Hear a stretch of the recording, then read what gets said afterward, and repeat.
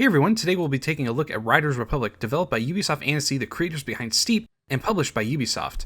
And thank you so much to Ubisoft for supplying a review code for this review. If you do enjoy the video, be sure to hit the like button and consider subscribing. I'm currently very close to my 1,000 subscriber goal, and thank you so much to everyone who has subscribed so far. With that said, let's get into it as we have a lot to go over today. Riders Republic is a multiplayer extreme sports game focusing on bike, snow, and aerial events in an open world based off of several United States national parks. While I know this game will not be everyone's cup of tea, for those who do enjoy the style of game, there's a lot of fun to be had here. The first-person mode in particular proved to be ridiculously fun using either a bike, skis, or a snowboard. The game does an amazing job of showcasing speed as you hurl down a mountain at upwards of 60 to 70 miles per hour. There's also tons of multiplayer activities, including the insane 64-person mass races. These are multi-discipline races, so you might start off racing on a bike, ride off a jump, pull out your jetpack, and then finish off the race on your skis going down a massive slope. There's definitely the Crew 2 and Steep vibes here, and it also shares some DNA from the Forza Horizon series and Dirt 5 as well. There's a ton to do, as each style of events has multiple variants that provide a great amount of variety. The bike and snow sports are split between race and trick events, while the air sports are split between jetpack and wingsuit events. Each event has its own level up system where you earn new and better gear as you progress, along with cash to buy cosmetics and weekly challenges. On top of that, completing events, sponsor contracts, and challenges will award you stars, which once you hit certain milestones, will unlock new events, sponsors, and more. Since Riders Republic is mainly an online live service game, it is a little light on the story side. Basically, you can customize your character, who is an aspiring racer, and then you go out into the open world. There's a few people you meet during the tutorial that will pop up now and again to let you know about new events and such, but the gameplay is really the sole focus.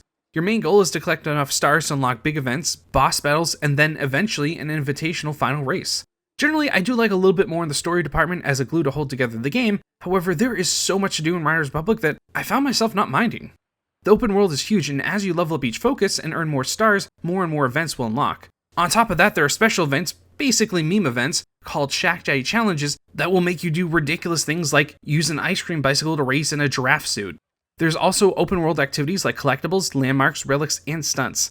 I usually hate collectibles, but I actually did like finding the landmarks. They are special locations found in real national parks, and when you find one, you get a star and some info about the area. Since I've never been to any of these national parks, it was actually pretty fun to learn about them and see what they looked like virtually. The relics are basically special items used in the meme races. There's a cardboard wingsuit, a plain jet engine jetpack, and a pizza delivery bike, just to name a few.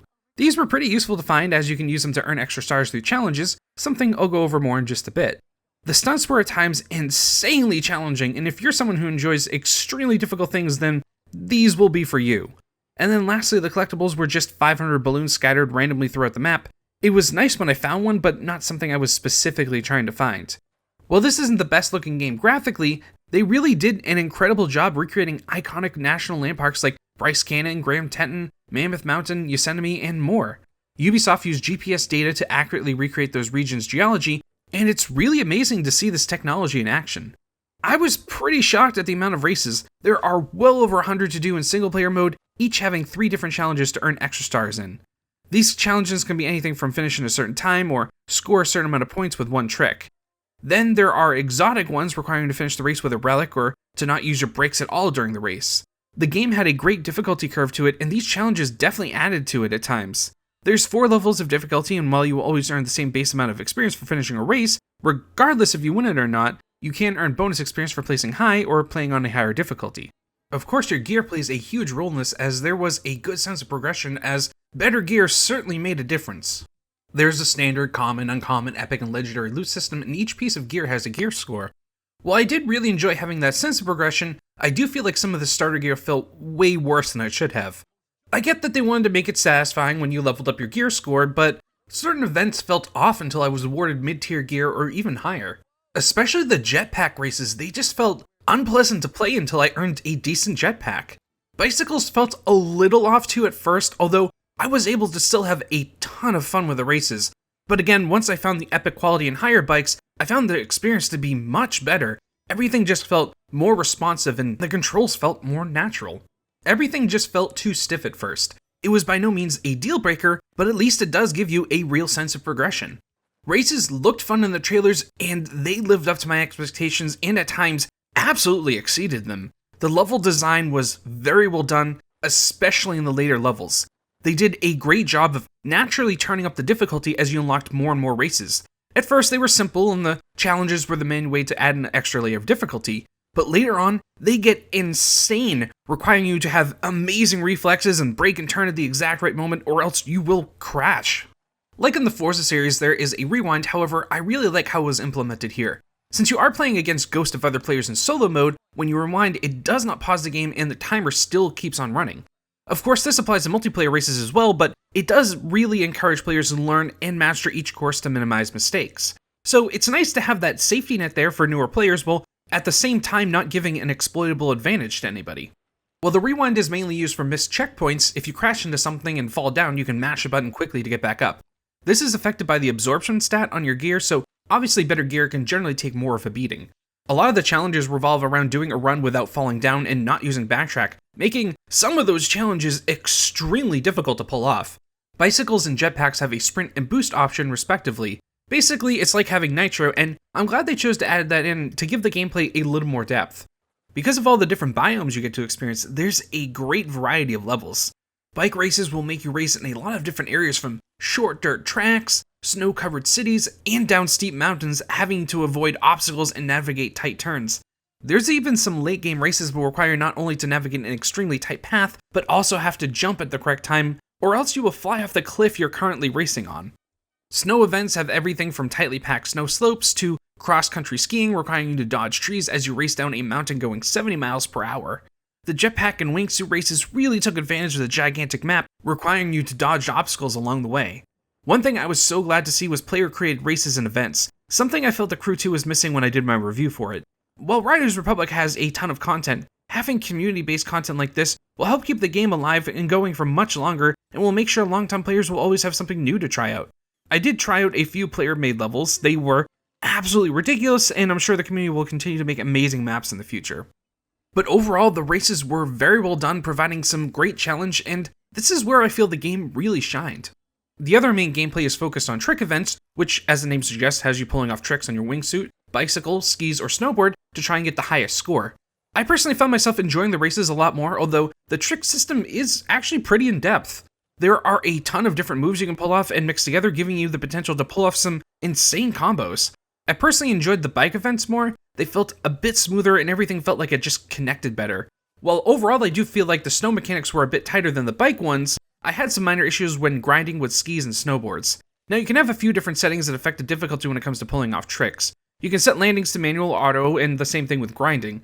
When you set them to manual, you can earn extra points based off how well you stick a landing and how long you grind for. However, while I actually ended up preferring the manual landing setting, whenever I set grinding to manual, I had a lot of difficulty connecting to start a grind.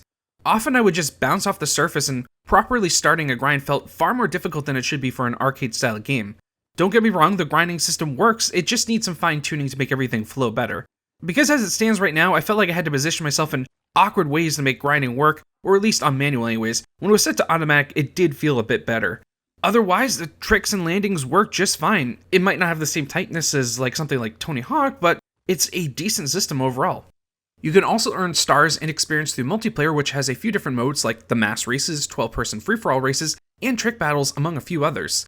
The mass races were absolutely chaotic, and they were fun to do a few times, but I found myself enjoying the 12-person free-for-all races a lot more. Now in the Crew 2, when you race online, you cannot actually interact with other players, you simply see a ghost representation of them, and this is to prevent grieving and such. This is not the case in Riders Republic, and I have mixed feelings about it. The checkpoints are extremely sensitive, and if your entire body is not inside one, it will not count and you will have to rewind. I can't tell you how many times I got bumped ever so slightly, got knocked 1 inch to the side, and missed a checkpoint, had to rewind, and then lost 20 places in the race. Of course, this is part of the chaos, and it can be fun at times, and almost reminded me of Fall Guys in a way. Especially at the start, there are just so many people around you that you simply cannot see anything, and the person who wins is generally the one who can get away from the pack and has the best gear. When it comes to the other events, there are divisions, so of course, generally speaking, the better division you're in, the better gear you will have, so those should even out over time. I had some really great races in the 12-person free-for-alls, as there was plenty of room for everyone, and I personally found it to just be more fun because of it. I was interested in this game from when it was revealed, although I wasn't sure of what to expect when it was released. But I have to say, overall, it ended up being better than anticipated, and I think people with certain interests are going to have a lot of fun with this game. That's not to say it's perfect, but let's go over what worked well first. The races felt top-notch, and for people like myself who are generally into car racing games, but not generally into snow or bike racing ones, I can say I think you'll have fun with this one like I did. Especially the first-person mode, it really captured a great sense of speed, provided pure fun, especially on the later levels when things started getting much more difficult and challenging. Skiing and snowboarding racing had a really great feel to it, although that's not surprising considering this was made by the developers of Steep. Turning, accelerating, and braking all felt fine-tuned, while mechanically not complicated or deep. It provided a great arcade racing experience. Bike racing similarly felt really great and ended up being my favorite event, although like I said, you will need to wait until you get higher level gear before the controls felt just right. Again, it's a very simple arcade experience, but the level designers made some excellent technical challenges that required mastering of the controls. I do have some mixed feelings about the wingsuit and jetpacks. The wingsuits did not feel right at all until I got higher level gear, and were not a good experience at first. That said, once I did get that better gear, a few levels were really fun, although the level design felt very hit or miss, unlike with the bike and snow events. Jetpacks had the same problem, but much worse, as while it felt better with higher level gear, it never felt quite right. There's a slight delay when turning, and I get why they added that in to, give the gameplay some depth, but it ended up just making the controls feel slightly unresponsive at times. I'm sure there will be people who enjoy these races very much, but they just did not connect with me personally at all. The trick events were above average, and I think there's a lot to like about them, as some of the courses are really unique and a lot of fun can be had. It's just one of those things where it's not my cup of tea, but that's not because it was bad, it's just because I greatly prefer racing. That's not to say I didn't have any fun with them, because I did. People who love the Tony Hawk games or some of the older snowboarding trick games will most likely have a lot of fun with these modes. Although, like I said, do keep in mind, I did not find the controls to be quite as tight as some of the other games that I've played in the past. The last bit of progression was through contracts and Shack Daddy weekly challenges, which you unlock as you earn more stars. Each contract has a set of 3 daily challenges you can do to level up the contract, and as you level them up, you earn rewards. These can be a great way to earn good gear, cosmetics, and money, although some of the challenges can be a little obnoxious. Some, like earn 15 stars or get 500,000 points in events, are just fine, but others have me earning 50,000 points while doing a mass race. Earning that many points wasn't an issue, the problem was that it's during a race, and doing tricks can slow you down, so I felt like I placed worse than I should have because I was focusing on doing tricks and not the race. It's a minor annoyance, but you will be required to do everything in the game for these challenges, even part of the game that you may not enjoy. The weekly challenges need to be purchased for money, which I was not a fan of. This seemed to be an artificial way to extend the grind, and I'll talk about that more later. I do not have too many outright complaints aside of a few things, and those things may or may not make any differences depending on your preferences. It is a live service game, so all that baggage that comes with that style of game is present here. That said, it's not nearly as bad as in some other games, but I do have to mention it. All the current microtransactions are cosmetic, and are very similar to the Fortnite way of doing things. They have daily and seasonal rotational timers to create a sense of FOMO. You can actually buy a lot of the cosmetics using currency you earn in-game, although as far as I can tell, the legendary outfits can only be bought through premium currency. Of course, those outfits seem to be the only interesting ones, although that will come down to personal preference. The prices for the outfits are ridiculous, and while I know this is an online game, it's not like it's free to play, and there also is a season pass. This next thing might be a non-issue for some people while being a big issue for others. It is kind of grindy. Especially if you want to earn cosmetics, the game is very stingy with the in-game money, so you will have to grind a lot for them. Like I said, you had to pay to unlock the weekly challenges, which felt like a lame way to force you to spend your money and make you have to grind longer to buy the cosmetics.